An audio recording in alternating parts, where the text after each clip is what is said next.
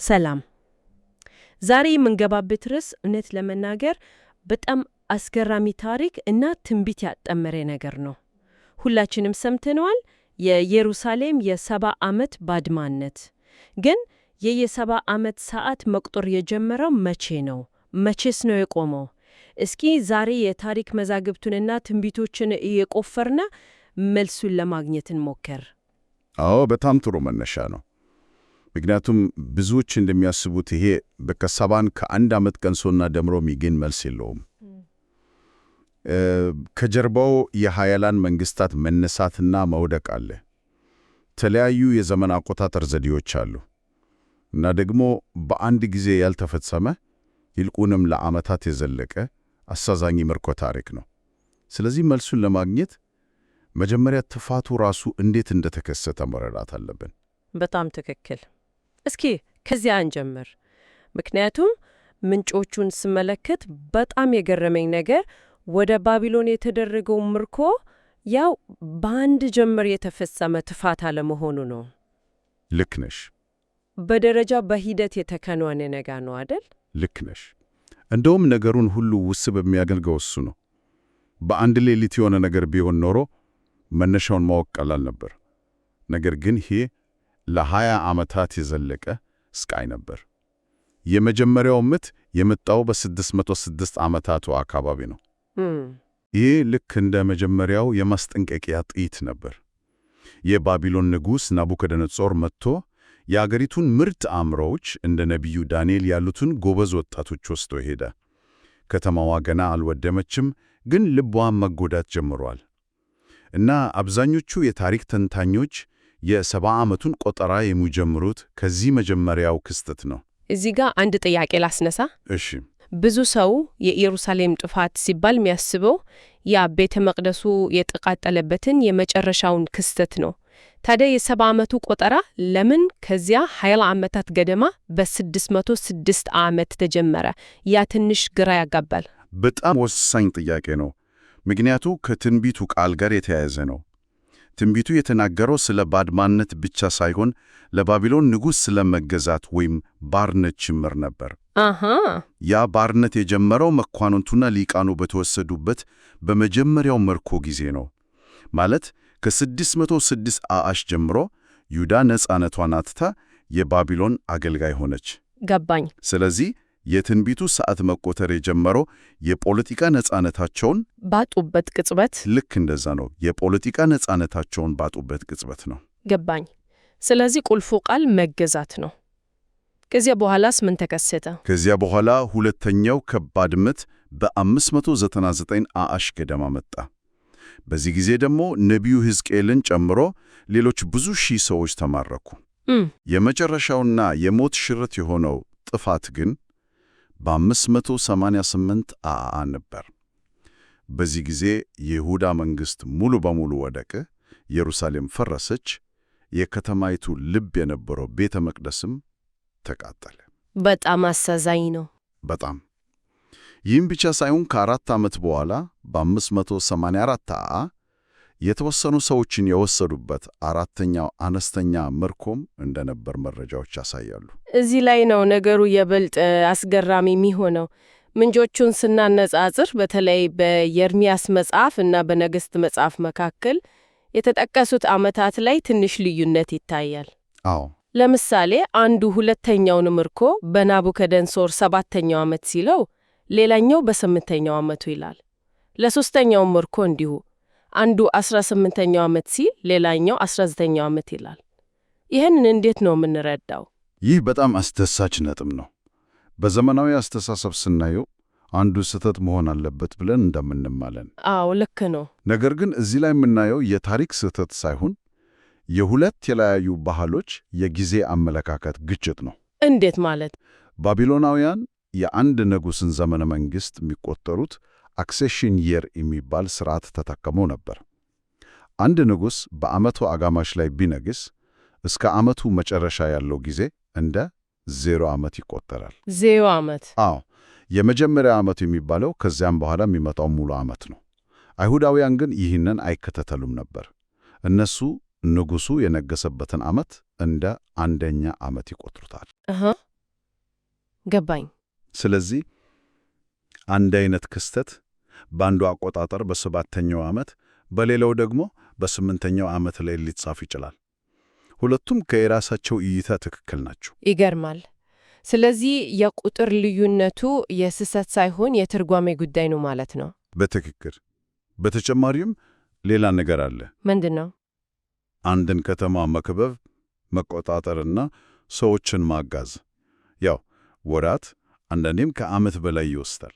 ስለዚህ አንድ ጦርነት በአንድ ዓመት ተጀምሮ በሚቀጥለው ዓመት ሊያልቅ ይችላል። በዚህ ምክንያት የተለያዩ ጸሐፊዎች የተለያየ ዓመት ሊመዘግቡ ይችላሉ። ዋናው ቁም ነገር ክስተቱ በዚያ አካባቢ መፈጸሙ እንጂ የአንድ ወይም 2 ዓመት ልዩነት የትንቢቱን ትልቅ ምስል አይለውጠውም። እሺ፣ በጣም ግልጽ ነው። ስለዚህ የ70 ዓመቱ መነሻ ነጥብ በ606 አላላ አካባቢ የነበረው የመጀመሪያው ምርኮና የይሁዳ ለመገዛት መገደዷ እንደሆነ ግልጽ እየሆነ መጥቷል። ይህ ግን የሳንቲሙ አንድ ገጽ ብቻ ነው። ሰዓቱ መቆጠር ጀምሯል። ግን መቼና እንዴት ነው የቆመው? ትንቢቱ ራሱ ፍንጭ ይሰጠን ይሆን? በእርግጥ ፍንጭ ይሰጣል። ነቢዩ ኤርምያስ ይህንን ጉዳይ በጣም ግልጽ አድርጎ አስቀምጦታል። በምዕራፍ 25 ላይ ይህችም ምድር ሁሉ ባድማና ውድማ ትሆናለች፣ እነዚህም አሕዛብ የባቢሎንን ንጉሥ 70 ዓመት ያህል ያገለግላሉ ይላል። ከዚያ በጣም ወሳኝ የሆነ ነገር ይናገራል። እሺ፣ 70ም ዓመት በተፈጸመ ጊዜ የባቢሎንን ንጉሥና ያንን ሕዝብ በክፋታቸው ምክንያት እቀጣለሁ ይላል። ቆይ፣ ይህ ማለት የ70 ዓመቱ ማበቂያ ከኢየሩሳሌም መመለስ ጋር ብቻ ሳይሆን ከባቢሎን ውድቀት ጋርም በቀጥታ የተያዘ ነው ማለት ነው። አዎ፣ ያ በጣም ወሳኝ ነጥብ ነው። ትንቢቱ ስለ ይሁዳ ባርነት ብቻ ሳይሆን ስለ ባቢሎን ዕጣ ፈንታም ጭምር ነበር። አንዱ ሲነሳ ሌላኛው መውደቅ ነበረበት። እውነት ነው። ይህንን ሐሳብ ነቢዩ ዳንኤል በግልጽ ተረድቶታል። በዳንኤል መጽሐፍ ምዕራፍ 9 ላይ ዳንኤል በምርኮ ሆኖ እርጅና ላይ በደረሰ ጊዜ የኤርምያስን መጽሐፍ እያነበበ 70 ዓመት ሊፈጸም እንደተቃረበ ከቅዱሳት መጻሕፍት ተረዳው ይላል። ላፍታ እናስበው እስኪ። ዳንኤል በወጣትነቱ ተማርኮ የባቢሎንን ከፍታና ዝቅታ አይቶ በእርጅና ዘመኑ ያንን የትንቢት ጥቅልል ሲያገላበልጥና ጊዜው ደርሷል ብሎ ሲገነዘብ የሚሰማውን ስሜት መገመት በጣም ይከብዳል። በጣም በምርኮ ለ70 ዓመት መኖር ማለት እኮ አንዱ ሙሉ ትውልድ በባዕድ ሀገር ተወልዶ አድጎ አልፎ ተርፎም ሽምግሎ የሚሞትበት ጊዜ ነው። ልክ ነው። የመመለስ ተስፋ ምን ያህል የደበዘዘ ይመስል እንደነበረ መገመት ያስቸግራል። በጣም እና ልክ ዳንኤል ይህንን እንደተረዳ የታሪክ መድረክም መቀየር ጀመረ። ኃያሏ ባቢሎን በአንድ ሌሊት በሜዶ ፋርስ መንግሥት እጅ ወደቀች። የትንቢቱ ፍጻሜ ሰዓት ደረሰ። ከዚያም የፋርስ ንጉሥ የሆነው ቂሮስ በመጀመሪያው የንግሥና ዓመቱ አንድ አስገራሚ አዋጅ አወጣ። አይሁዳውያን ወደ ምድራቸው ኢየሩሳሌም ተመልሰው የወደመውን ቤተ መቅደሳቸውን እንደገና እንዲገነቡ ፈቀደ። ይህ አዋጅ የ70 ዓመቱን ሰዓት ያቆመው ክስተት ነው። 2 አማራጮችን ያስቀምጣሉ። ሁለቱም በጣም ተቀራራቢ ናቸው። አንደኛው አመለካከት የ70 ዓመቱ ጊዜ የሚያበቃው አዋጁ በታወጀበት ዓመት ነው ይላል። እሺ፣ የታሪክ መረጃዎች እንደሚያሳዩት አዋጁ በ537 ዓመተ ምህረት አካባቢ ወጥቷል። በዚህ ስሌት መሰረት 70 ዓመቱ ከ607 እስከ 537 ዓመተ ምህረት ያለውን ጊዜ ያመለክታል። ይህም በትክክል 70 ዓመት ይሆናል። በትክክል። ሁለተኛው አማራጭስ? ሁለተኛው አማራጭ ደግሞ ትንሽ ለየት ይላል። የኢየሩሳሌም ባድማነት በትክክል ያበቃው አዋጁ ሲታወጅ ሳይሆን ሕዝቡ ተመልሶ የቤተ መቅደሱን መሠረት በጣለበት ቅጽበት ነው ይላል። ተገባሪ ሲሆን ማለት ነው። አዎ፣ ተገባሪ ሲሆን። ይህም ከአዋጁ በኋላ ባለው ዓመት በ536 ዓመተ ምህረት የተከናወነ ነው። በዚህኛው ስሌት ደግሞ መነሻውን በ606 ዓመተ ምህረት ብንይዝ ከ606 እስከ 536 ዓመተ ምህረት ያለው ጊዜ በትክክል 70 ዓመት ይሆናል። በድጋሚ አንድ ዓመት ልዩነት ይታያል። ስለዚህ የትኛው ትክክል እንደሆነ በእርግጠኝነት መናገር ይከብዳል ማለት ነው። አዎ፣ ነገር ግን ይህንን ስንመለከት አጽንዖት ልንሰጠው የሚገባው ነገር ያው የ70 ዓመት ትክክለኛ የሂሳብ ቀመር ላይ ሳይሆን ትንቢቱ መፈጸሙ ላይ ነው። እውነት ነው። በ606 አካባቢ የጀመረው የመግዛት ዘመን በ536 አካባቢ ሙሉ በሙሉ አብቅቷል። ዋናው ነጥብ ትንቢቱ በትክክል መፈጸሙ እና የምርኮ ዘመን ማብቃቱ። ይህንን ለማየት የጥንት ታሪክን እንደ ዘመናዊ የባንክ ሂሳብ በትክክለኛ ቀናትና ሰዓታት ለማሰላለት መሞከር ትልቁን ምስል እንድንስት ያደርገናል። በጣም ግልጽ ነው። ይህ ታሪክ ግን ከቁጥሮችና ከዓመታት ባሻገር ሌላ ትርጉም ያለው አይመስልም። በእርግጠኛነት እዚህ ላይ ነው ነገሩ የበልጥ ጥልቅ የሚሆነው። ይህ ታሪካዊ ክስተት ከራሱ ዘመን አልፎ ምን ትርጉም አለው?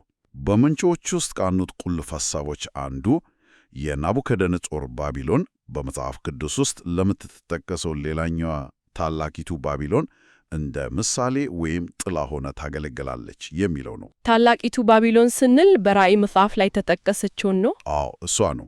የጥንቷ ባቢሎን የእግዚአብሔርን ሕዝብ በኃይል አስገዝታ አምልኳቸውን አወድማ ነበር። በተመሳሳይ በራእይ መጽሐፍ የተጠቀሰችው ምሳሌያዊቷ ባቢሎንም እውነተኛ አምልኮን የምትጻረርና አማኞችን የምታሳድድ ዓለም አቀፋዊ ስርዓት እንደሆነች ይተነተናል። ስለዚህ የጥንቱ ታሪክ ለወደፊቱ እንደ መስታወት ያገለግላል። ልክ እንደዛ ናቡከደነጾር ያቆመው የወርቅ ምስልና ሰዎችን በግድ እንዲሰግዱለት ማዘዙም ከዚህ ጋር ይያያዛል ማለት ነው። ያ ሁሌም የሚገርመኝ ታሪክ ነው። በጣም ጥሩ ምሳሌ ነው። ያ ድርጊት ወደፊት የአውሬው ምስል እንደሚቆም እና ብዙዎች ለእርሱ እንዲሰግዱ እንደሚገደዱ ያሳያል ተብሎ ይታመናል። ልክ በዚያን ዘመን ሲድራቅ፣ ሚሳቅና አብደናጎ ለዚህ ምስል አንሰግድም ብለው በእምነታቸው እንደጸኑ ሁሉ ወደፊትም የአውሬው ምልክትን የሚቃወሙና እምነታቸውን በሞት ፊት እንኳን በተግባር የሚያሳዩ እንደሚኖሩ ይጠቆማል። እምነት በልብ ውስጥ ያለ ሐሳብ ብቻ ሳይሆን በፈተና ጊዜ በተግባር የሚረጋገጥ ነገር ነው የሚል መሰረታዊ መልእክት አለው። እንግዲህ የዛሬውን ውይይት ስናጠቃለለው አንድ ውስብስብ መስሎ የታየን ታሪካዊ እንቆቅልሽ በጣም ግልጽ ሆኗል። የኢየሩሳሌም የ70 ዓመት ባድማነት የጀመረው በ606 ዓ.አ. አካባቢ በነበረው የመጀመሪያው ምርቆ እና የይሁዳ መገዛት እንደሆነ ያበቃውም የፋርስ ንጉሥ ቂሮስ አይሁዳውያንን ወደ አገራቸው እንዲመለሱ በፈቀደበት በ576 ዓ.አ. አካባቢ መሆኑን ተመልክተናል። አዎ፣ እንዲሁም የዘመን አቆጣጠር ልዩነቶች ግድ ስህተት ሳይሆኑ የባህልና የአተረጓጎም ጉዳይ ሊሆኑ እንደሚችሉ ተረድተናል። ከሁሉም በላይ ግን ይህ ታሪክ የትንቢት መፈጸምን፣ ከታሪክ በስተጀርባ ያለውን ምሳሌያዊ ትርጉምና የእምነትን በተግባር መግለጽ የሚያሳይ ኃይለኛ ትምህርት እንዳለው አይተናል። ቆይ ግን ይህ ውይይት አንድ በጣም አስገራሚ የመጨረሻ ሐሳብን ይዞ ይመጣል። ምንጮቹ እንደሚጠቁሙት የ70 ዓመቱ ባድማነት እንዳበቃ እና የኢየሩሳሌምን መልሶ ለመገንባት ትዕዛዝ እንደተሰጠ ሌላ እጅግ ታላቅ የሆነ ትንቢት መቁጠር ይጀምራል። ይህ የሰባው ሱባኤ የሚባለው ነው። ቆይ እስኪ ሰባው ሱባኤ ስንል ምን ማለት ነው? ለኛው ትንቢት ነው መነሻ የሆነው። ይህ በጣም ወሳኝ ግንኙነት ነው። ሰባው ሱባኤ ወይም በእንግሊዝኛው the 70 weeks በዳንኤል መጽሐፍ ምዕራፍ 9 ላይ የሚገኝ ሌላ ትንቢት ነው። እሺ፣ ይህ ትንቢት ከመሲሁ መምጣት ሞትና ከአዲስ ኪዳን መጀመር ጋር የተያያዘ እጅግ ወሳኝ የጊዜ ትንቢት ነው። የሚገርመው ነገር የዚህ ትንቢት መነሻ ሰዓት ኢየሩሳሌምን መልሶ ለመጠገንና ለመስራት ቃል ከሚወጣበት ጊዜ ጀምሮ ነው ይላል። ያ ቃል የወጣው የ70 ዓመቱ ምርኮ ካበቃ በኋላ ነው። ስለዚህ የአንድ ትንቢት ፍጻሜ ለሌላ እጅግ ታላቅ ለሆነ ትንቢት መነሻ ነጥብ ሆነ ማለት ነው። ይህ አስገራሚ ነው። በትክክል። ስለዚህ ለአድማጫችን አንድ ጥያቄ እንተዋለን። የአንድ ታሪካዊና ትንቢታዊ ሰዓት ማብቃት ለሌላ የበለጠ ትርጉም ላለው ሰዓት መነሻ መሆኑ ስለ ታሪክና ትንቢት አፈጻጸም ምን ሊያስተምረን ይችላል?